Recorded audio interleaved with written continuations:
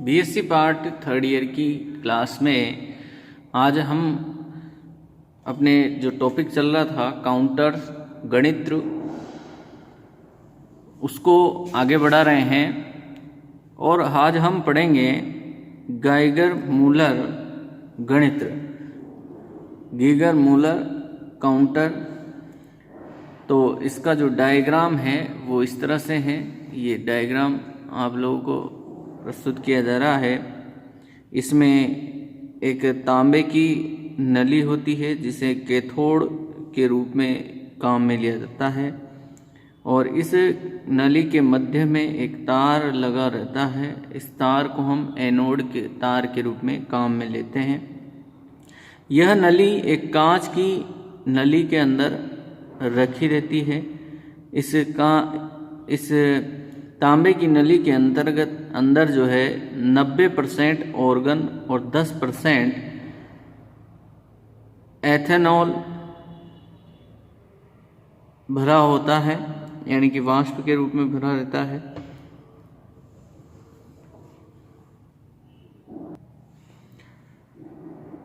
यहाँ एथेनॉल का 10% और 90% ऑर्गन का जो है लगभग 5 से 10 सेंटीमीटर पारे की दाब पर यहाँ ये भरे हुए रहते हैं।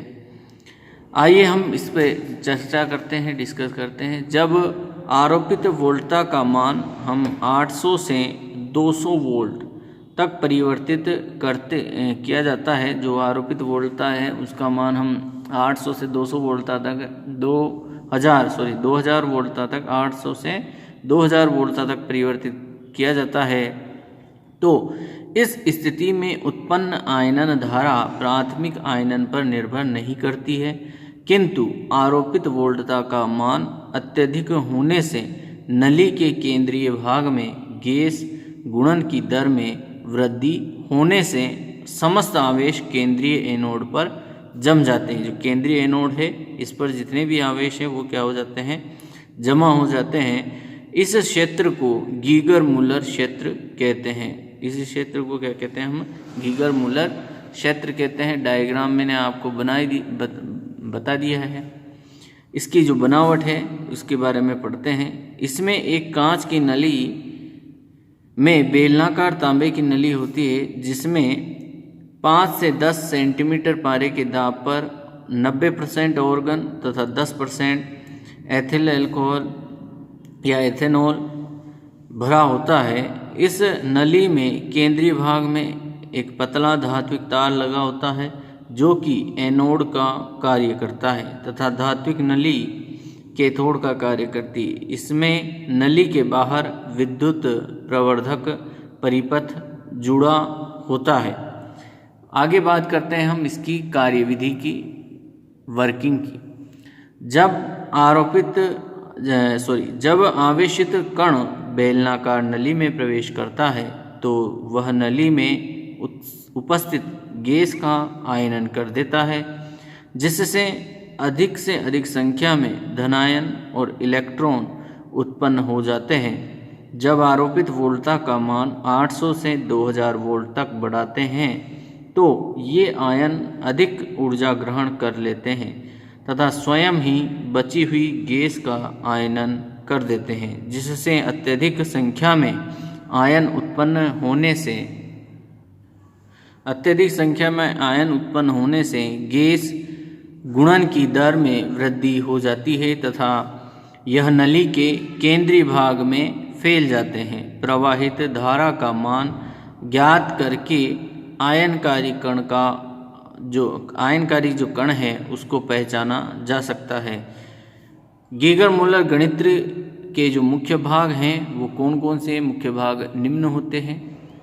नंबर 1, विश्रांति काल, डेड टाइम, मृत काल। हम जानते हैं कि धनायनों का द्रव्यमान ऋणायनों के द्रव्यमान से अधिक होने से इनका वेग इलेक्ट्रॉन के वेग से कम होता है, क्योंकि जो धनायन है उनका द्रव्यमान ऋणायनों की तुलना में अधिक होता है। इसलिए जो इलेक्ट्रॉनों का जो वेग है उससे कम वेग इनका प्रोटॉनों का होता है। जब गैस का आयनन होता है तो धनायन कैथोड की ओर गति करते हैं, किंतु धनायनों का वेग कम होने से यह कैथोड तक पहुंचने में अधिक टाइम लेते हैं, यानी कि इनको जो है कैथोड तक पहुंचने में समय अधिक लगता है। अतः इतने समय में कैथोड से इलेक्ट्रॉन उत्सर्जित नहीं हो पाता, यानी कि इतने टाइम में जो है कैथोड से इलेक्ट्रॉनों का उत्सर्जन नहीं हो पाता, जिससे नए आयनकारी कण के प्रवेश के लिए गणित्र तैयार नहीं रहता है। अतः इस समय अंतराल में गणित्र कार्य नहीं करता, यानी कि जो काउंटर है वो क्या है, वर्क नहीं करता है इस टाइम पीरियड में। तो इस अवस्था को जो है गणित्र की मृत अवस्था या डेड टाइम अवस्था कहते हैं। और इस टाइम को, इस समय को हम डेड टाइम कहते हैं, मृतकाल कहते हैं। और मृतकाल का जो मान है, डेड टाइम का जो मान है, लगभग 10⁻⁻⁴ सेकेंड होता है। तो 10⁻⁻⁴ सेकेंड जो है डेड टाइम होता है। इस स्थिति में जो है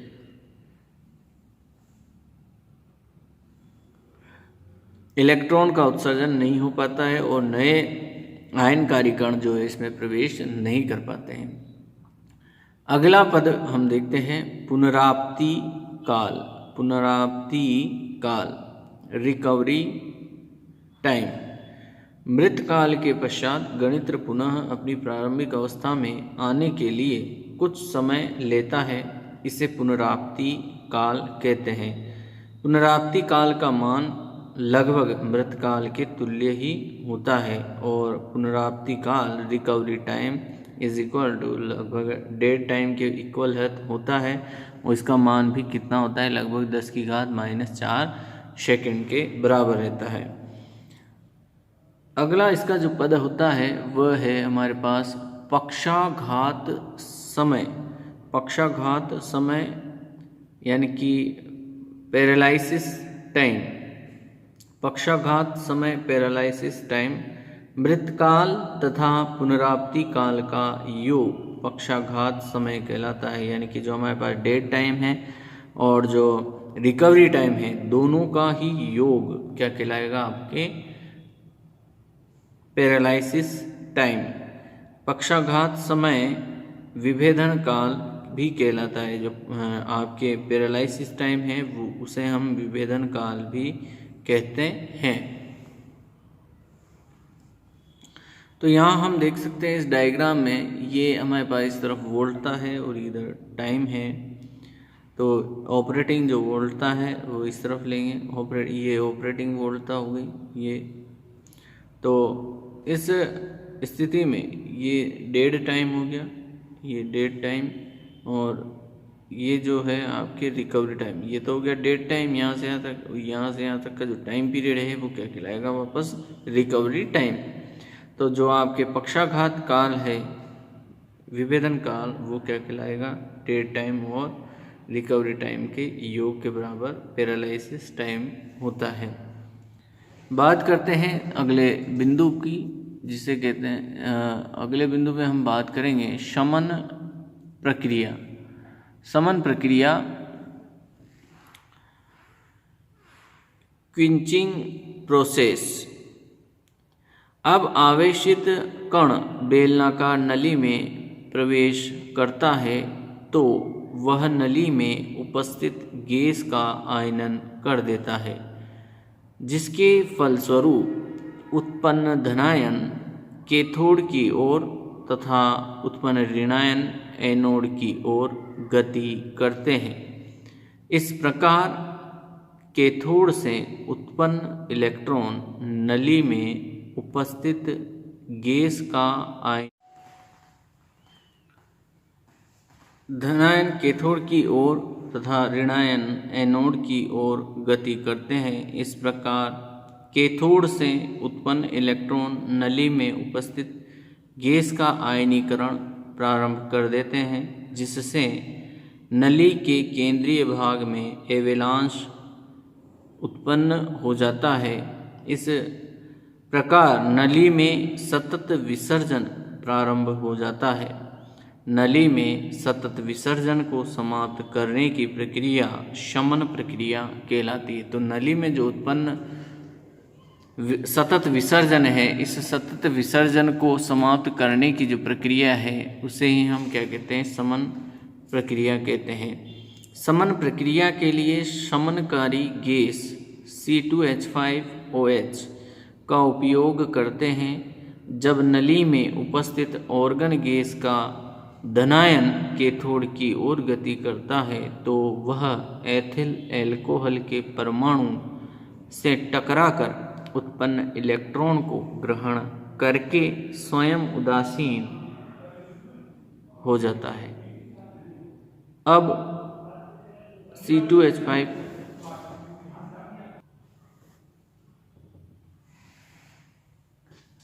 इलेक्ट्रॉन को ग्रहण करके स्वयं उदासीन ऑर्गन के रूप में हो जाता है।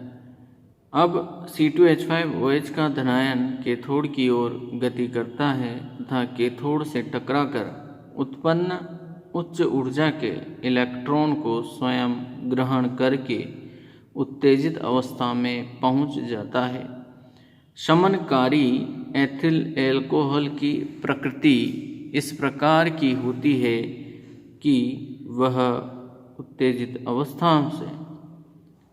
अवस्था से मूल अवस्था में आने के लिए उच्च ऊर्जा के फोटोन का उत्सर्जन नहीं करके, जबकि उत्तेजित एथिल एल्कोहल का अणु स्वयं वियोजित हो जाए। इस प्रकार नली में जो सतत विसर्जन है उस सतत विसर्जन को क्या कर दिया जाता है, समाप्त कर दिया जाता है, उसे खत्म कर दिया जाता है। तो ये सतत विसर्जन की प्रक्रिया दिखाई गई है। यहाँ ऑर्गन है, ये ऑर्गन जो है गन से उत्पन्न जो इलेक्ट्रॉन है वो इलेक्ट्रॉन एथिल एल्कोहल से अभिक्रिया करता है। ये इलेक्ट्रॉन एथिल एल्कोहल से क्रिया की और इस प्रकार से जो है उत्सर्जित इलेक्ट्रॉन को जो है समाप्त कर दिया जाता है। समनकारी गैस के गुण, ये प्रश्न कई बार पूछा गया है। समनकारी गैस के गुण। समनकारी गैस का आयनन विभव मुख्य गैस और जो कि ऑर्गन है, मुख्य गैस ऑर्गन की तुलना में कम होना चाहिए। शमनकारी गैस का पराबैंगनी क्षेत्र में अवशोषण बैंड चौड़ा होना चाहिए। शमनकारी गैस की उत्तेजित अवस्था में वियोजित होने की क्षमता अत्यधिक होनी चाहिए, अर्थात उत्तेजित अवस्था में फोटोन के उत्सर्जन द्वारा अनुत्तेजित होने की क्षमता कम होनी चाहिए। इसका जो गेगर मूलर काउंटर है, इसका जो अभिलाक्षणिक वक्र होता है वो इस प्रकार से है। GM काउंटर में उत्पन्न आयनों की गणन दर तथा आरोपित वोल्टता के मध्य बनने वाले वक्र को GM गणित्र या गेगर मूलर काउंटर का अभिलाक्षणिक वक्र अथवा प्लेटो वक्र कहते हैं। तो ये इस प्रकार से है। 800 वोल्टता से जो है 2000 वोल्ट तक के बीच ये बनता है। ये कहलाता है V2। जैसे हमने ये जो प्लेट है इसके बीच का जो ये भाग है V2 - V1, इसे कहते हैं हम प्लेटो क्षेत्र।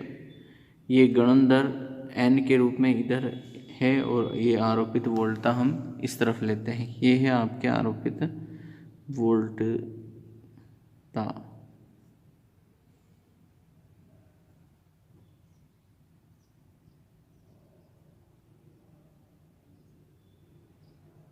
आरोपित वोल्टता।